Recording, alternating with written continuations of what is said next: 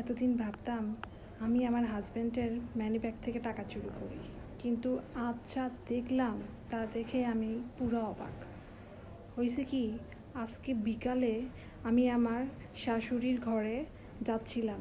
ঠিক যাওয়ার আগে আমি হঠাৎ লক্ষ্য করি আমার শাশুড়ি আমার শ্বশুরের পাঞ্জাবি পকেট থেকে টাকা বের করতেছে। টাকা বের করে তার ব্যাগের ভিতরে রেখে দিল। আর আমি ঠিক সেই সময় আমার ফোন থেকে ভিডিও করে রাখছি।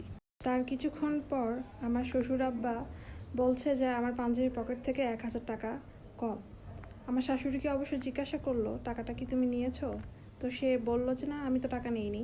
তারপর সবচেয়ে মজার বিষয় হয়েছে সকালবেলা ঘুম থেকে ওঠার পরে আমার শাশুড়ি আম্মা আমাকে বলতেছে যে বুয়া তো আসে নাই, বুয়া কয়দিন আসবে না, তো সকালের নাস্তাটা তুমিই বানাও।